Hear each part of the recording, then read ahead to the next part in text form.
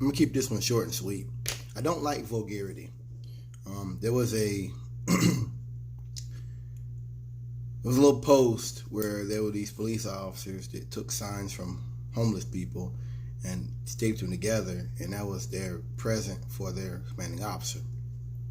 The commanding officer was like, they got mad about it. It's in Alabama, Mobile Police, and the superintendent of safety or something, he defended it. And this is what cops do. This is more of that sneering at the poor, sneering at the underclass, sneering at the undertrodden, that somehow it's their fault that they're poor. That's what this is. I don't want to spend too much time on that, but that's one thing about me being a socialist. If you listen, I very often say, I said this in another video I listened to earlier today, I say this very often. Any of us can be out there on these streets.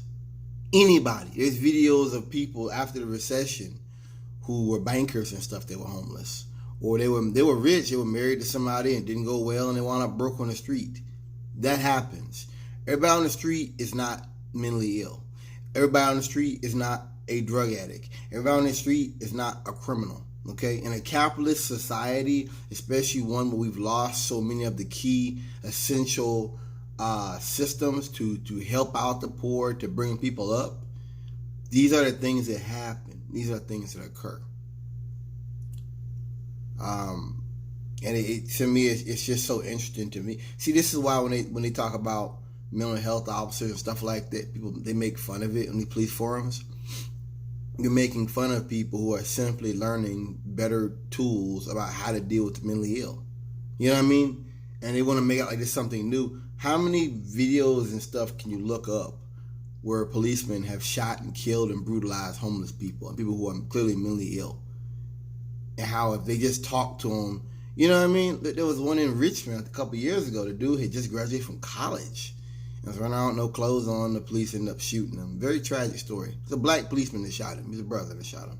They were both black men. And the policeman was like, damn. You could just tell he was hot about it. So, anyway, and I don't know if it's much time on it. Anyway, so the officers done that, and someone made a post.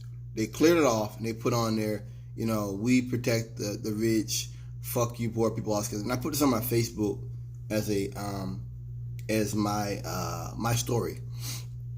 And I really, really hesitated because it had profanity on it. It was one curse word, and I don't like that because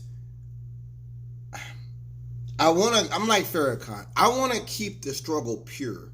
And this, folks, I think that's weakness. Bobby who will say to me, how can you do that in a system that's so corrupt under white premises, the one we live under? That's true. I can't argue with that. That's true. But as much as I can do, as much as I can physically do right now, I want to keep this pure. And I want to keep this honest. I changed my story. I left it up there a couple hours. I didn't like that. Nobody will know that. I'll never tell anybody that. But I don't. See, that's why I liked Ron Paul.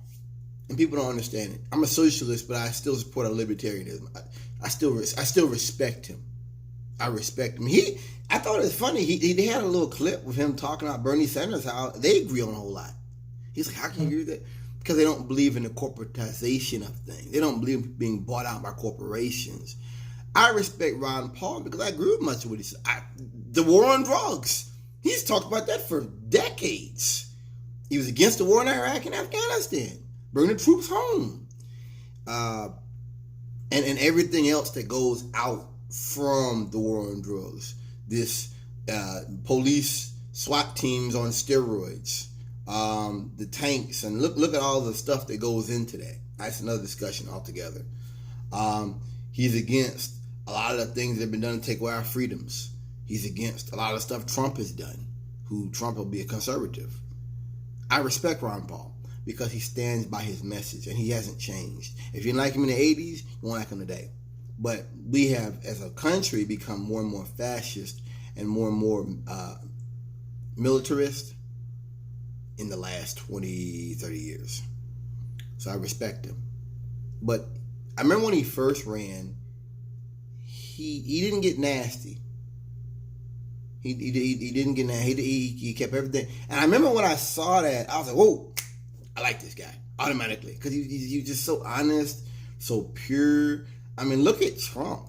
Do I have to explain to you what I mean? Just the bombacity, the vulgarity, the making fun of gay people and retarded people, and it's just, you guys realize that gay people had a right to marriage. You guys realize that nobody's going back in the closet. You realize what's, you doing that.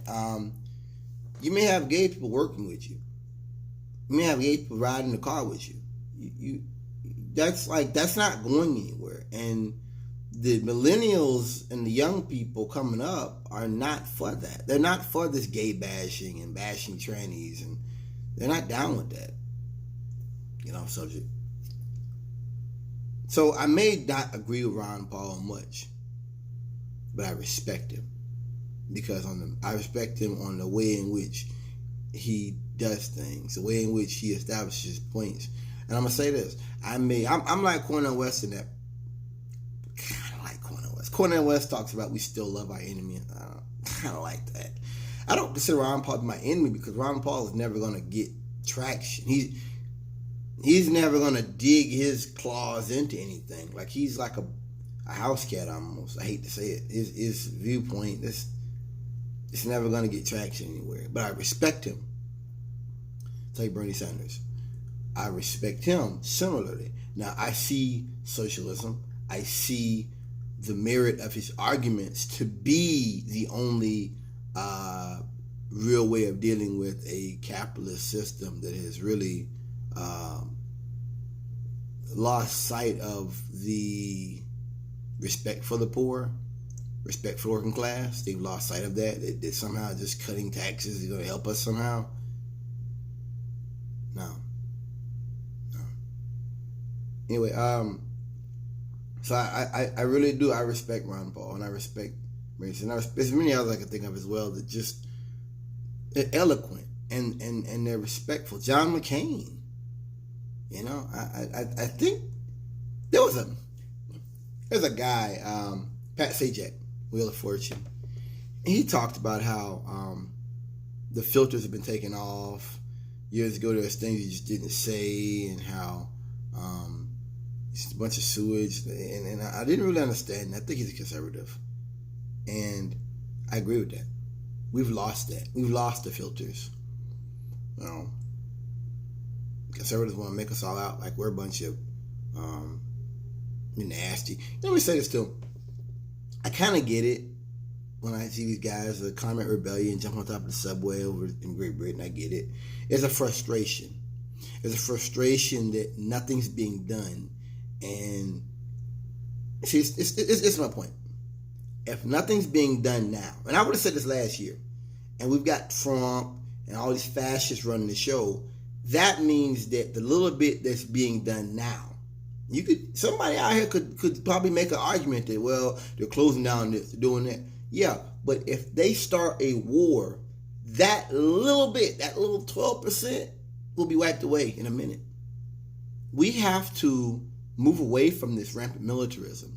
We have to move away from this stuff. And all I see conservatives talk about is everything's for gay people and trannies is just. So you want everything to be about war? You want us to be a constant war? Is that what you want? What do you people want? What do you guys want? Do you think that is better than some guy that chooses to be a homosexual? What is it? Anyway, I know what that is. That's a way to distract. Like I said it before, how they want to talk about Alex Jones picked videos about gay guys running around cross-dressing and stuff, 15, 20 minute long videos, but he won't talk about all these black transgender women who've been found murdered. You don't want to talk about that in Dallas. That's in Texas. He's got them little videos from wherever. I don't know where he found the games. I don't care. I don't know where he found them. But I can talk about transgenders being murdered in Texas. Let's talk about that, but you won't do that. Because, you know why? Because then you have to realize they have families and people that love them. You don't want to do that. You want to see them as people who don't matter, who aren't to be respected, who can be just killed. And Who cares? That's how you want to paint the picture, Mr. Jones. You don't want to paint them as folks that have families and loved ones. That love me and care about me, who don't want to see me killed. I don't want to die. You know, these transgender women probably had goals and dreams and hopes. You don't know. That's something that does bother me as time goes on, really. It's just how much we've really moved away from these basic morals and basic respect and basic dignity. It's just like when Trump moved away from NATO and made comments about NATO and attacking NATO and stuff.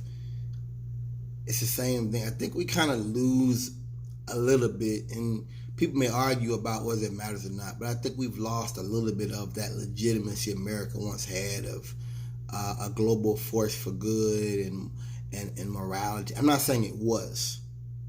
I'm saying the illusion that was a global force for good. We've lost that as Americans. That's gone, man. That's gone. I mean, even if you support Trump, it's kind of like when they were talking about the radio host guy that said we need to have a mass shooting to distract from the impeachment stuff in the House, and the guy was like, yeah, we need to have one. There were people online that were talking about, I don't care about kids either. That's why I used to subscribe to this app. It's a news app for like your local area, and I just read those comments, just so vile, and I don't even want that app on my phone or any of my devices. That I try to deal with it, and because it gives you information like really what's going on right now. That's cool, but no, I don't want to look at that stuff. I don't want that on my phone.